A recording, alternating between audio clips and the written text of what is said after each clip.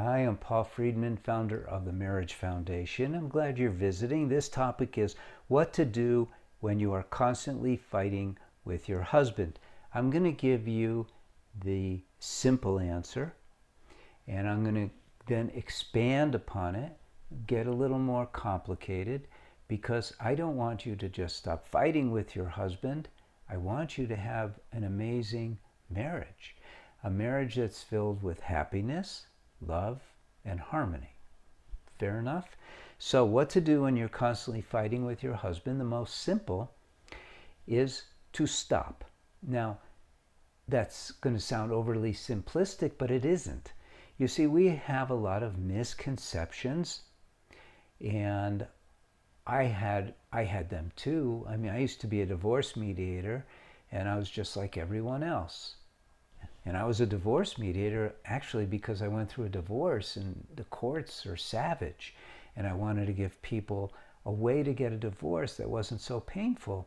And later on, I had a couple come to me who didn't want a divorce. They asked me to help them save their marriage. They'd been through all the couples counseling and therapy and all that, and it wasn't working. So I said, all right, let me look into it. As a communications expert, I had some things to offer, but I discovered things about marriage that blew my mind. Number one, I discovered that there's no education about marriage the right way. Number two, all of Western psychology doesn't apply to marriage in any way, shape, or form. Because, and this is interesting, you'll find this interesting, there's a spiritual component to marriage that Western psychology doesn't address. And that component is the main reason we get married, called love. Love is a spiritual thing. It's not a, well, how do I communicate? How does he do this? What should I do? You know, all of that stuff falls, or is supposed to fall under, I am totally in love with my soulmate. And we're supposed to be behaving according to that. I'm totally in love with my soulmate. But what happens is we don't learn how to be married.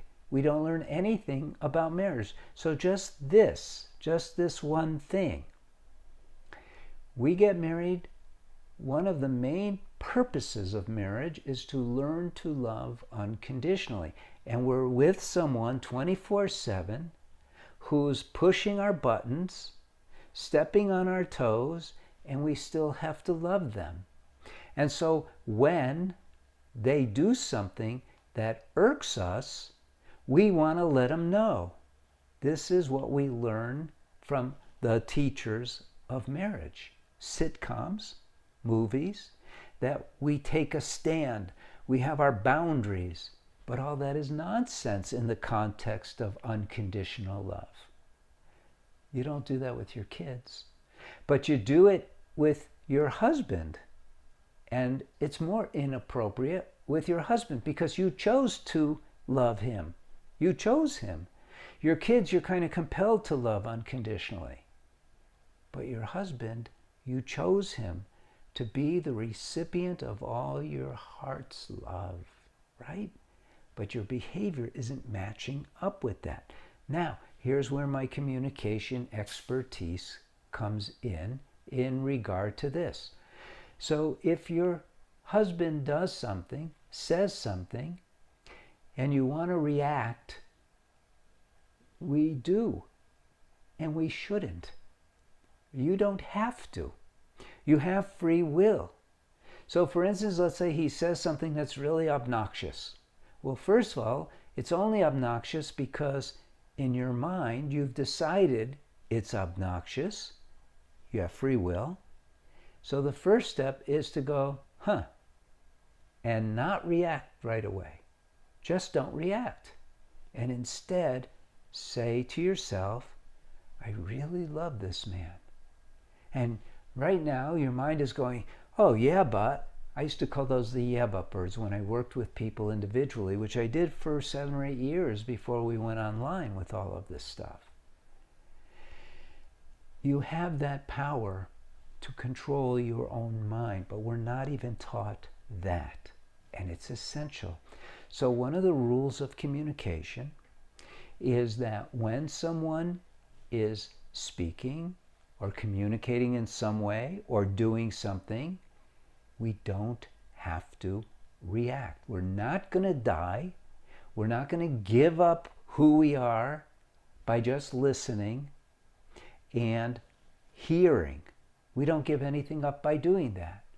Now, the mind, because it's not you, you're the soul, not a religious discussion, but you're the soul, you have a mind. The mind is going, oh yeah, well, da, da, da, da. Forget it. You're in charge of the mind. Just hear, just watch, just listen, and just hold your tongue. At a minimum, hold your tongue. And so the next thing out of your mouth, if he's said or done or implied or whatever, something that tweaks, I'm going to call it your mind, not you. Choose to listen and then choose to inwardly remind yourself that you're in love with him and that it's not your job to be critical. It's not your job to complain, because he has free will. He could think and say whatever he wants. It's the reaction that you have that's causing the argument. Whether you're the one who started it or he's the one who started it, without your involving yourself in a battle, there is no battle.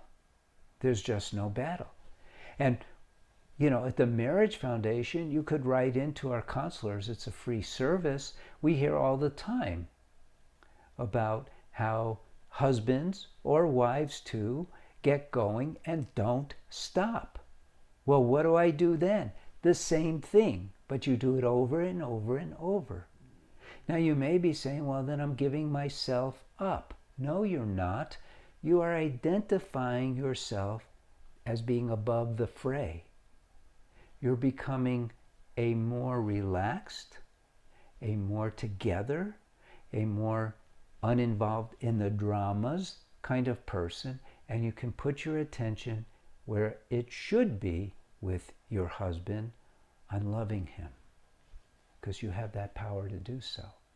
Now, one of our books might be helpful for you, but might be more helpful would be the Course for Women. This is not meant to be an infomercial for the Course for Women, but it really is a useful tool when you're having these kind of challenges.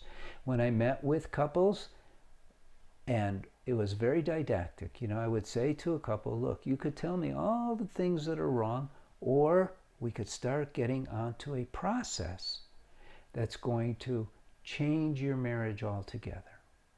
And of course, they'd have to say some things, and I understood, and I would listen. And then I would go back to what we now have in the courses and in the books, educating them, helping them take next steps so that they can have the marriage that they're supposed to have, filled with happiness, love, and harmony. You deserve it. As a human being, believe it or not, you're entitled to that, to those three things. And you have the power. So I'm Paul Friedman. I founded the Marriage Foundation. We are here for you. We are here for you. And I hope that you subscribe, like the video, do all the things that everyone on YouTube videos asks you to do. And God bless you. And let us know if we can be of service. Thank you.